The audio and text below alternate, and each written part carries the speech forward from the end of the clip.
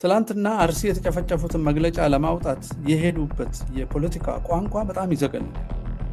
የሃይማኖት ተቋማትና ቋሚ ሲኖዶሱ የወጡትን መግለጫ በደንብ አምጡ። 8 ዓመት ሙሉ የሚያርደውን መዋቅር የማይታወቁ ሰዎች ብለው ነው የሚገልጹ።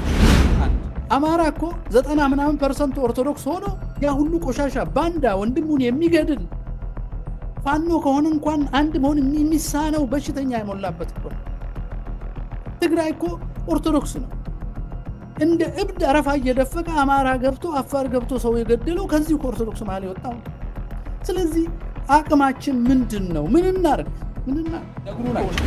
እያረዱ ስለመቻቻል ሊሰብኩን ይፈልጋሉ። ታሪክን በመጽሐፍ ደረጃ እያጠለሹና ዘረኝነትን እያስተማሩ ስለ እውነትና ስለ ትርክት ማስተካከል ሊነግሩ ይፈልጋል። ጽንስ በሴንት እያወጡ ምኒልክ እጀ ቆረጠ ብለው ሐውልት ይሰራሉ። መንግስት ነው ሰው እየገደለ ያለው። ሰዎች ኦነግ የሚባል የለም፣ ካለም የመንግስት መሳሪያ ነው። ይሄም መንግስት የወለደው ኦነግ ነው። ስለዚህ ወላጁ ግማሹን ጫካ ግማሹን ከተማ አስቀምጦ ነው ዘር እያጸዳ ያለው። ለዚህ ደግሞ ዋናው መሳሪያ ጽንፈኛ ዋሃቢዝም ነው። የብልጽግና መንግስት ከጽንፈኞች ጋር ተባብሮ ያረደን ነው። መንግስት ባይሆን ኖሮ ግጭት ከሳምንት አያልፍም። አማራን ለመግደል ድሮን ያዘመተ አማራን ማን ኦርቶዶክስን ለማዳን ሰራዊት መላክ ያቅተዋል? አርሲ ስንት ዓመት ነው የታረደ? ራሱ ሻሸመኔ አርዶ የራሱን አራጆች እኮ ለፍርድ ያላቀረበ መንግስት እኮ ነው። እነዛን 50 ሰዎች የገደልና ትእዛዙን የሰጠ ሰው ስልጣን ላይ አይደለም ያለው እንደ ሽመልስ? ያን ሁኔታ የፈጠረ ሳዊሮስ ጳጳስ ተብሎ ቀጥሎ የለ የመንግስት ፍላጎት ነው። ይሄ እንትና ማን ነው አብይ ስልጣን በያዘ በመጀመሪያው ዓመት አንድ ሀገረ ስብከት ብቻ ልንገር፣ ይሄ ፍቼ ያለበት ማለት ነው። ሰላሌ ነው የሀገረ ስብከቱ፣ ይሄ በደብረ ሊባኖስ በኩል ያለው የዛ ሊቀ ጳጳስ አቡነ ቆስጦስ ናቸው። ያ ሀገረ ስብከት በመጀመሪያው የአብይ ስልጣን ዘመን እነ ታዬ ደንዳ እነ አለሙ ስሜ እነ ምናምን ከዚህ ከሸዋ አካባቢ ድሮ የተደረጉ ባለስልጣኖች ባሉበት በመጀመሪያው ዓመት ብቻ 50 አብያተ ክርስቲያናት ተዘግተው 70 ቅፍታ ቤት ተከፍቶ 3 ነው 4 የጥንቆላና የምናምን ነገር ተዘጋጅቶ ካህናት አስራት እንዳይቀበሉ ውስጥ ለውስጥ ህግ ተሰርቶ ከጅጅጋ የተፈናቀሉት እና በጽንፈኝነት የሰለጠኑ ሰዎች ከአዋሳ ከጥቁር ውሃ ጀምሮ ሸዋ ውስጥ እስከ ላይ እንዲሰፍሩ እና ክርስቲያንን ዶሚኔት እንዲያደርጉ ክርስትናው እንዲጠፋ መንግስት በመዋቅር ሰርቶ ይሄንን ሲነገራቸው ጳጳሳቱ ለምንድን ነው ሪፖርት ያደረጋችሁት ብለው ያንቀጠቅጣቸዋል። 50 ቤተክርስቲያን ተዘግቶ 70 ዋቂ ፈታ ሲከፈት ለምን ተናገራችሁ ብለው ጳጳሳቱ ይንቀጠቅጣሉ። እነዚህ እኮ አቅም ሲያገኙ እኮ ሰው አይተርፋቸው።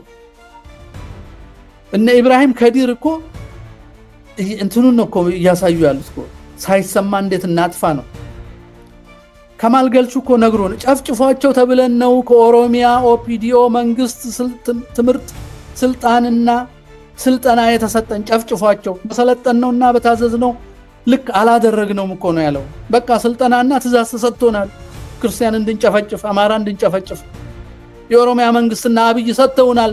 ከማል ገልቹ ቪዲዮ በየቦታው አለ። ሰውን እንዲያዘናጉና ምንድነው የሚባለው አባት አለን እረኛ አለን ብሎ ሰው እንዲዘናጋ ያደረገው የጎሳ ጳጳሳት ማህበር ነው። የጎሳ ጳጳሳት የጎሳ እና እንደኛ እረኛ ለብዙ ሰው መዘናጋት ምክንያት ሆኗል። በእውነት አሁን ሰው ማወቅ ያለበት ልብ ብላችሁ እንደሆነ ያኔ ጥቁር የለበስን ጊዜ በሻሸመኔው እነ ሳዊሮስ በአንድ ቀን 50 ሰው አስገድለው ከ4000 በላይ ሰው ተፈናቅሎና ታስሮ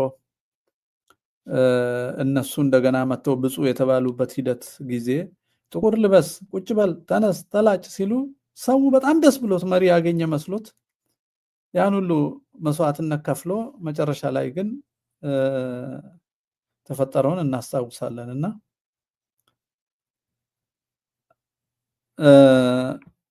የማዘናጋት አቅማቸው በጣም ከባድ ነው። አሁን እንዳልነው እኛ ተነጋግረን እኛን የሚመሩ መሪዎችን ከመሃላችን ፈጥረን ከእልቂት ለመትረፍ የምንጠብቀው ምንም ሰው መኖር ምንም ተቋም ምንም መሪ እንደሌለ ማሰብ ማወቅ መስማማት አለብን። ምንም ትላንትና አርሲ የተጨፈጨፉትን መግለጫ ለማውጣት የሄዱበት የፖለቲካ ቋንቋ በጣም ይዘገንናል። የሃይማኖት ተቋማትና ቋሚ ሲኖዶሱ የወጡትን መግለጫ በደንብ አንብቡ። 8 ዓመት ሙሉ የሚያርደውን መዋቅር የማይታወቁ ሰዎች ብለው ነው የሚገልጹት። አንድ ሁለተኛ፣ ከዚህ ቀን ድረስ የደረሰው ጉዳት ተጣርቶ ወንጀለኛ ተይዞ ለፍርድ ይቀርብልን፣ ካልቀረበ በዚህ ቀን ውስጥ ህዝባችንን አንቀሳቅሰን መፍትሄ ፍለጋ እንጀምራለን የሚል ጎል እንኳን አላስቀመጡም። ሰው 8 ዓመት ሙሉ ሰው እያሳረደ ያልታወቁ ሰዎች የሚል ዜና እንዴት ይነግረናል? ከሌላ መጠበቅ አይደለም፣ ከሁሉ በላይ ከራሳችን ቤት ምንም መጠበቅ አያስፈልግም። ምንም በጸሎት ባገዙ አመራር መስጠት አልቻሉም። እንኳን ለዚህ መዓት ብዙ ህዝብ እና ውስብስብ ፖለቲካ ቀርቶ ቤተ ክህነት ያለውን ገንዘብና የሰው አስተዳደር መምራት አልቻሉም። በሙስና የተጨማለቀ በዘር በዘመድ የተሰበሰበ ሲኖዶስ ያወገዘውን ውጉዝ ሲኖዶሱ ሰብሳቢ ሄዶ የሚባርክበት እንደ ማህበረ ሰላም አይነት ግራ የገባው ስትራክቸር እየጠበቅን ማለቅ የለብን። ይሄ በወያኔም ጊዜ ከበደኖ ጀምሮ ሲጨፈጨፍ እና አቡነ ጳውሎስ ምንም አላደረጉ ምንም። ምክንያቱም የጋራ ሴራ ያላቸው ይመስላል ክርስቲያንን ለማጥፋት። አሁን እኔ ዋሃብያና ውስጥ ያሉት አንድ አይነት ነው የሚመስሉኝ። ጽንፈኞቹ ፈጽሞ አንድ አይነት ነው የሚመስሉኝ። አንዱ ከነዚህ ሰዎች ተስፋ መቁረጥም አንዱ የትግል ምዕራፍ ይመስለኛል። የቅድስት አርሴማን ቤተክርስቲያን እኮ በቦምብ የመቱት እኮ የኔቶ እኮ አየር ኃይል እኮ ነው። ቤተክርስቲያን ነበር የሚደበድቡት እኮ። የሲሪያን ኦርቶዶክስ ነበር እኮ አይሲስ እናጠፋለን ብለው ሲደበድቡ የነበሩት። ስለዚህ ማንም አይመጣልንም። ይህ ማለት ግን እውነታችንን አናገር ማለት አይደለም። በምዕራብም በምስራቅም ያለ ህዝብ የሞራል ጫና እናደርግበታለን። ስለዚህ ለማንም ሰብአዊ መብት፣ ለማንም ኤምባሲ፣ ለማንም ሀገር መንግስት መናገር አለብን። ይሄ ህዝባዊ ቢያንስ ያ መንግስት ባይሰማን ህዝቡ ይሰማል። ህዝቡ ከሰማ መንግስት ላይ ጫና ያደርጋል። ረጅም ጊዜ ይፈጃል። በርግጥ ይሄ ግን አንድ ፊልድ ነው፣ የሚዘነጋ ፊልድ አይደለምና ይሄን እያደረግን ራሳችንን መከላከል፣ ቅድም እንዳልኩት ማጋለጥ ዕለት ዕለት እኔ ኦርቶዶክሶቹን የምለምናቸው እጃቸው ላይ ስልክ አለ። አዲስ አበባ፣ አርሲ፣ ወለጋ፣ ሐረርጌ፣ አማራ ክልል የፈለጋችሁበት ቦታ እጃችሁ ላይ ስልክ አለ። ከሌላችሁ ስልክ ያለው ሰው ጋር ሄዳችሁ ዛሬ በክርስትናዬ ምክንያት ይሄን ያህል ግብር ተጨመረብኝ፣ ዛሬ ልጄ ከትምህርት ቤት ወጣች፣ ዛሬ ከንግድ አገለሉኝ፣ ዛሬ ከስልጣን አባረሩኝ፣ ዛሬ ከምርጫ አገለሉኝ፣ ዛሬ በየቀኑ የሚደረግብንን በየቀኑ ጽፈን መላክ አለ። ካስፈለገ የኦርቶዶክስ መረጃ መቀበያ የሚል ቴሌግራም ስታብሊሽ አድርገን ነበር። እሱን የኛ ፌስቡክም የኛ ኢንተርኔትም ላይ እያዩ እዛ ላይ መላክ፣ ይሄን ወደ ዓለም ማድረስ እኛ አያቅተንም። ይሄን ይዘን መዝመት አያቅተንም። እዛ ያለ ሰው ደግሞ እግዚአብሔር የሰጠውን ጸጋ ይዞ ይዘምታል። በኢኮኖሚም ይዘምታል፣ እንደ ፋኖ በጠመንጃም ይዘምታል፣ እንደ ገዳማውያን በጸሎትም ይዘምታል። እንዘምታለን ለሰላም ሰውን ለማዳን እና ግን መረጃ አስፈላጊ ነው። ይሄንን እንደ አንድ ስራ ብንወስደው የሚል ሐሳብ አለኝ። ስልካችንን እንጠቀምበት። ኳስ የምታዩበትን ስለ ወገኖቻችሁ ጥቃትና ስለ መፍትሄው አስቡበት። ሰዓቱን አታባክኑት ነው ወጣቶቹ ነው የምለው። ሰዓቱን አታባክኑት፣ ሰው አድኑበት። ሰዓት የምንድንበት ነው። ሰዓት እኮ ነው አለ ንስሐ ለመግባት እድሜ ሰጠን የምንለው እኮ ሰዓትን ነው። አሁንም ሰዓትን ለማዳን እንገልገልበት። ሰዓትን ለመቦዘን፣ ሰዓትን ለመስከር፣ ሰዓትን ለመጣላት፣ ሰዓትን ከንቱ ነገር ለማድረግ ሳይሆን ሰዓትን ሰውን አድኖ ራስን ለማዳን እንጠቀምበት ብዬ ነው እኔ ወንድሞቼን ቤትም ያሉትን ወገኖች እንዳው መለመን የምፈልገው። ሰው ራሱ ለመዳን እንዴት ይለግማል? ሚሊዮኖች ነን እያልን አልቀናል፣ እየጠፋን ነው። የብልጽግና መንግስት ከጽንፈኞች ጋር ተባብሮ እያረደን ነው። መንግስት ባይሆን ኖሮ ግጭት ከሳምንት አያልፍም። አማራን ለመግደል ድሮን ያዘመተ አማራን ኦርቶዶክስን ለማዳን ሰራዊት መላክ ያቅተዋል? አርሲ ስንት ዓመት ነው የታረደ? ራሱ ሻሸመኔ አርዶ የራሱን አራጆች እኮ ለፍርድ ያላቀረበ መንግስት እኮ ነው። እነዛን 50 ሰዎች የገደልና ትእዛዙን የሰጠ ሰው ስልጣን ላይ አይደለም ያለው እንደ ሽመልስ። ያን ሁኔታ የፈጠረ ሳዊሮስ ጳጳስ ተብሎ ቀጥሎ የለ የመንግስት ፍላጎት ነው ይሄ። ይሄም ማወቅ አንዱ መፍትሄ ነው ብዬ ነው እኔ የማስበውና እንዳው ባንዘናጋ አንዳንድ ክፎች ቅድም እንዳልኩት በመቻቻል ህግ በማስከበር በሰማያዊ መብት ስም ተደብቆ የሚያደርጉትን ማወቅ አለብን። መቻቻል ለኛ ያስተምሩ። መቻቻል እኮ የፍቅር ታናሽ ወንድም እንኳን አይደለም፣ በጣም ሩቅ ነው። ፍቅር ሲጠፋ ነው ተቻቻሉ የሚባል። ጠላትን ውደድ የሚል ትምህርት እያስተማርን ለኛ መቻቻልን ሊነግሩን አይችልም። እያረዱ ስለ መቻቻል ሊሰብኩን ይፈልጋሉ። ታሪክን በመጽሐፍ ደረጃ እያጠለሹና ዘረኝነትን እያስተማሩ ስለ እውነትና ስለ ትርክት ማስተካከል ሊነግሩ ይፈልጋሉ። ጽንስ በሴንት እያወጡ ምኒልክ እጀ ቆረጠ ብለው ሐውልት ይሰራሉ። መንግስት ነው ሰው እየገደለ ያለው። ሰዎች ኦነግ የሚባል የለም፣ ካለም የመንግስት መሳሪያ ነው። ይሄም መንግስት የወለደው ኦነግ ነው። ስለዚህ ወላጁ ግማሹን ጫካ ግማሹን ከተማ አስቀምጦ ነው ዘር እያጸዳ ያለው። ለዚህ ደግሞ ዋናው መሳሪያ ጽንፈኛ ዋሃቢዝም ነው። ይሄንን ህዝቡ በደንብ ይረዳ። ይሄ መንግስት ነው። የመንግስት መሳሪያዎች ቅድም የጠራናቸው አካላት ናቸው፣ ወደ 4 የሚጠጉ አካላትና መረጃ መሰብሰብ፣ መነጋገር፣ ራስ ማዘጋጀትና የበለጠ ጉዳት እንዳይከሰት ለማሸነፍ መሄድ ያስፈልጋል። የቅድሙ ዋሃቢያ ተቀዳሚ ሙፍቲ ምን እንዳለ ሰምታችኋል። ይሄ እስላም አይባልም፣ ይሄ ካፊር ነው ነው ያለው እና ነባሩን እስላም ከኛ ጋር ጠቅልለው ሊያጠፉ ነው ማለት ነው። ይሄን ደግሞ ወያኔ ነው በሩን ከፍቶ የሰጣቸው። ወያኔ ስልጣን በያዘ በማግስቱ የእስላም ወንድማማቾች የግብፁ መርካቶ ከሐረር ሆቴል በታች ኦፊስ እንዲከፍት ፈቅዶለት በመላው ኢትዮጵያ መጽሐፍት እያሰራጨ ሰው ሲያሰለጥን ነበር። ጓደኞቻችን ሲሰለጥኑ እኛ ክፋት መሆኑን ማናቅ ማህተም ያለው መጽሐፍ እያመጡ እየተላላኩ ከጅማ ነበርኩ ያን ጊዜ ጓደኛዬ አተሬ ጓደኛዬ እሱ ሲያጠና አይቻልም የእስላም ወንድማማቾች መጽሐፍት። እነዚህ ግብፅን አምሰው የክርስቲያን ዘር አጥፍተው ሊቢያን ባዶ አድርገው ናይጄሪያን ባዶ አድርገው ሶሪያን አድምተው እኛ ቀርተን ደሴት ስላልን ደሴት መባላችን አናዷቸው መጽሐፍ የሚጽፉ እንደ አብዱል ጀሊል አይነት እነዚህ ናቸው እያረዱ ነው ያሉት። ሰው ማወቅ አለበት። ለማፍሳሾች ናቸው እነዚህ።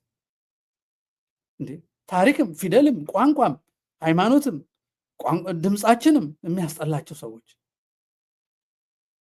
እንደዛ እንደ ስልጤ ጽንፈኞች የውሻና የክርስቲያን ድምጽ መስማት አንፈልግም። ይህን ያልኩ ነው ኮንፊደንሱ። የፖሊስ ኮማንደር የስልጤ ኦርቶዶክስ እና አማራ ጠላታችን የሚል መጽሐፍ አሳትሞ በመንግስት መስሪያ ቤት ይሸጣል። የብልጽግናና የወያኔ መንግስት ይሄ ናቸው። ይሄንን የሚደግፍ የትግራይ ወጣት ታገኛለህ። ኦርቶዶክስን የሚያጠፋ ፓርቲ ተከትሎ ራሱን የሚያጠፋ ህዝብ ተፈጥሯል። እነዚህ ሁሉ መንቃት አለባቸው ከእንቅልፋቸው። መሀል ከተማ መቀሌ ንግዱ ኦልሬዲ ትራንስፎርምድ እየሆነ ነው። ኢኮኖሚውን ሲነጠቅ እንኳን አይም የመቀሌ ይዙ ጽንፈኛው ምን እየሰራ እንደሆነ አያውቅም።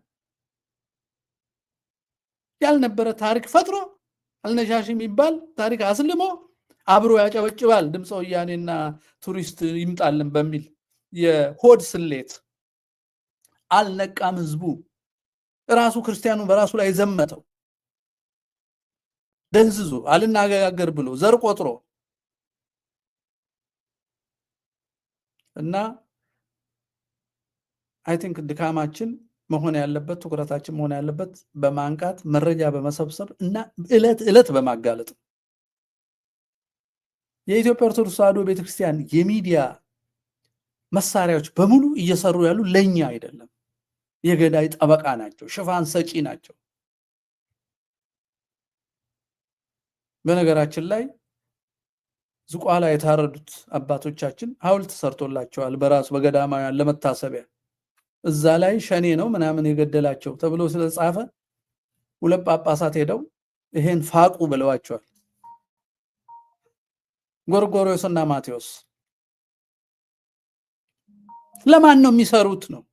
ለማን ነው የሚሰሩት እነዚህ ጳጳሳት? አቡነ ጎርጎርዮስ ዘምስራቅ ሸዋ ገዳሙን ተዉት ነው የሚሏቸው አባቶችን ሄደው ዝጉት። ገዳም ሊያጠፉ ነው ማለት ነው የተመደቡት። ሰውየው ዝቋል እንትንን አጥፍተውታል። በነገራችን ላይ የዝዋይ ገዳማትን አጥፍተዋል አቡነ ጎርጎርዮስ። ለኢትዮጵያ ሕዝብ ሳይነግሩ አጥፍተዋቸዋል። የለም ምዕመን የለም፣ ካህን የለም፣ ሁሉ እንዲነሳ ተደርጓል። በእነ ሽመልስ አብዲሳ በአቡነ ጎርጎርዮስ ትብብር ቅርሶቹም የት እንዳሉ አይታወቁም። የዝዋይ ስም ባቱ ተብሏል። ታሪክ ለማጥፋት ዝዋይ ዛ የሚባለው ማህበረሰብ እንዲጠፋ ቋንቋው እንዳይነገር የክርስትና ማስታወሻ ስለሆኑ በኦሮሚያ መንግስት ፖሊሲ ጠፍተዋል። ጳጳሱ ተባብረው አጥፍተዋል። የጳጳስ ዋህብያ ናቸው ወይስ ምንድን ናቸው? እነዚህ ሰው ክርስቲያን ናቸው? እረኛ ናቸው? በግ ነው የሚያሰማሩት ወይስ ተኩላ ነው የሚያሰማሩት? ምንድን ናቸው? ስለዚህ ክርስቲያን ይሄን ነው በደንብ ማሰብ። እኛ እኮ እንደ ጉዝ ዝም ብለን አባ ማለት የለብንም። አባ ክርስቶስን ነው የሚመስለው። ምልክታችን ክርስቶስ ነው። አንድን ትልቅ ማህበረሰብ እስከነገዳሙ የሚያጠፋ ጳጳስ ምንድን ነው? ምን ጉድ ነው? ምስራቅ ሸዋ የሚያልቀውን ሰው ዘርዝረው እስቲ ይንገሩን። አቡነ ጎርጎርዮስ አይናገሩም፣ ይሞቷታል እንጂ ጭራሽ ገዳሙን ዘግታችሁ ጥፉ ነው የሚሉት። የሸኔን ስም አትጥፉ። ምን እንበል? የማይታወቁ ሰዎች በል 8 ዓመት የማይታወቅ ምንድን ነው? ይታወቃል። ሽመልስ አብዲሳ ነው ይታወቃል። አብይ አህመድ ነው ይታወቃል። ዋህብያ ነው እንዴ? የማይታወቁ ይላል። እንዴት ነው የማይታወቁት? መንፈስ እኮ አይደለም ጥይት የሚተኩሰው ሰው ነው። የቀበሌ እኮ ሊቀመንበር አለ፣ እዛ ጋር አስተዳዳሪ አለ። አሰቦት አሁን ተገደሉ አባቶች። የዛ ሀገረ ስብከት አባት ምን አሉ? አቤቱታ አቀረቡ፣ ፍርድ ቤት ሄዱ፣ ይጣራልኝ አሉ አላሉም። እነሱ አዲስ አበባ ተሰብስበው አጀንዳ ገድለ ዮሐንስ ላይ ኑፋቄ ተገኘ። ኑፋቄን የምንከላከለው እኮ ለሚገደለው አሁን እየሞተ ላለ ሰው ነው። እኛ ገድል ላይ የተጻፈ ኑፋቄ እኮ አይደለም የሚያጠፋን። ነጭ አልብሶ እያስጨፈረ የሚያሳርደን ሰባኪ ነው የሚያጠፋን። ሞኖኮስ ብሎ ልጅ የሚወልድና የሚጋባው እኮ ነው እኛ የሚያጠፋን፣ ኦርቶዶክስን የሚያጠፋት። ፍኖተ ጽድቅ ነው ማነው ሰበታ የተቀመጠ መናፍቅ ማውገዝ አቅቷቸው ብር እየተቀበሉ የሚለማመጡ ጳጳሳት እኮ ናቸው እኛን እያጠፉን ያለን እንጂ አንድ ገድል ላይ የተገኘ ኑፋቄ አይደለም።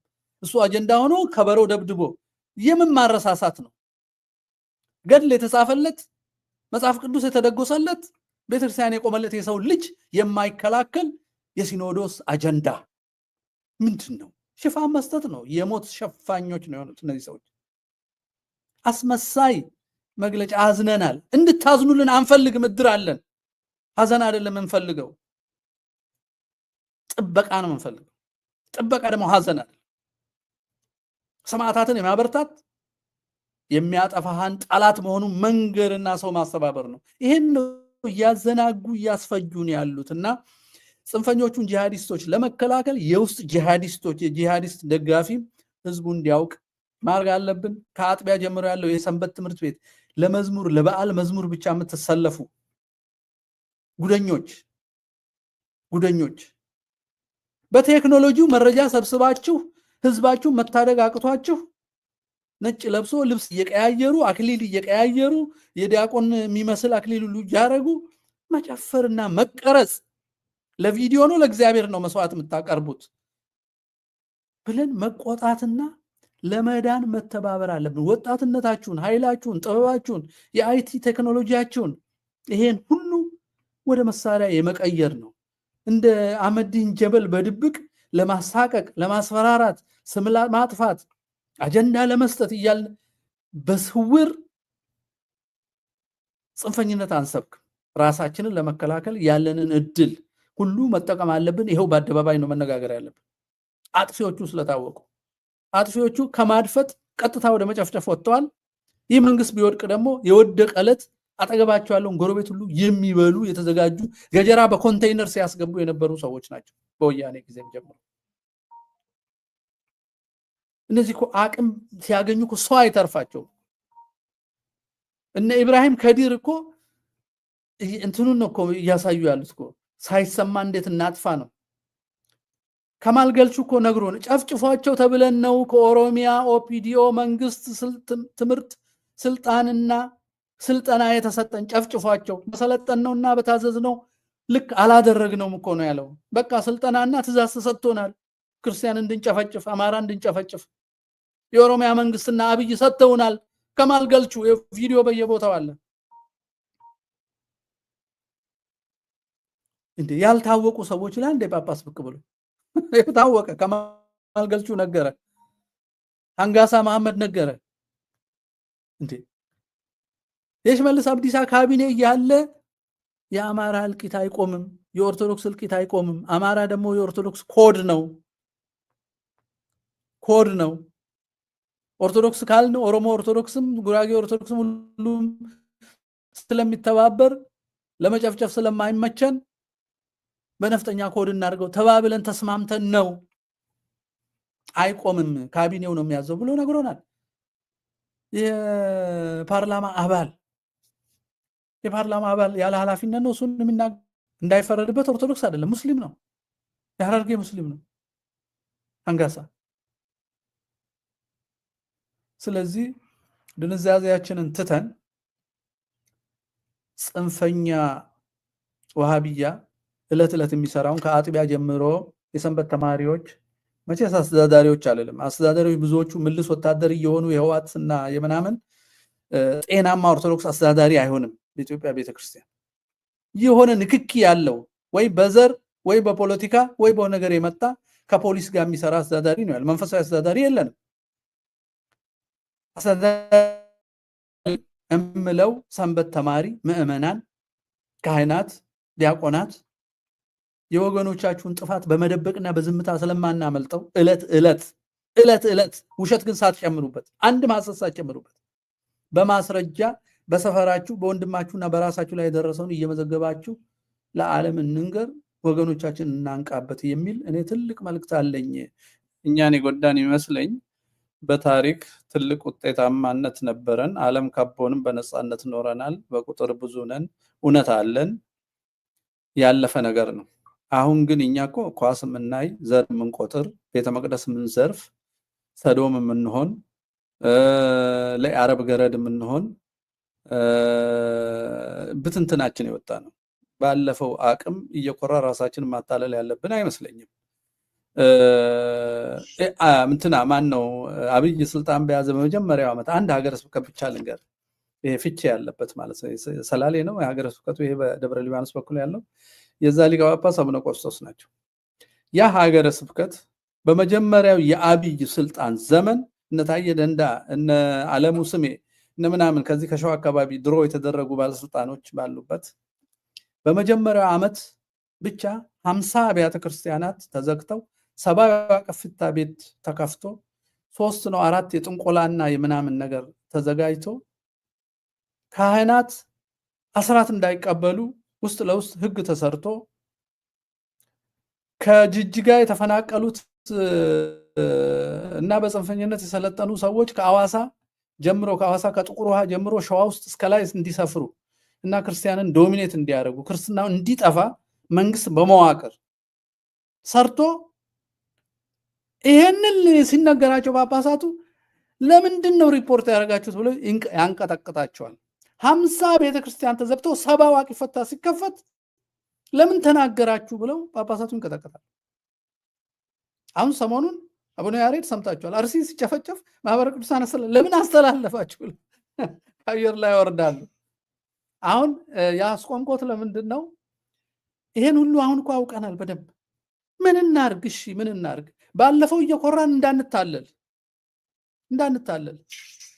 አማራ እኮ 90% ኦርቶዶክስ ሆኖ ያ ሁሉ ቆሻሻ ባንዳ ወንድሙን የሚገድል ፋኖ ከሆነ እንኳን አንድ መሆን የሚሳነው በሽተኛ የሞላበት እኮ ነው። ትግራይ እኮ ኦርቶዶክስ ነው። እንደ እብድ አረፋ እየደፈቀ አማራ ገብቶ አፋር ገብቶ ሰው የገደለው ከዚህ ከኦርቶዶክስ መሃል የወጣው። ስለዚህ አቅማችን ምንድን ነው? ምን እናርግ? በእውነት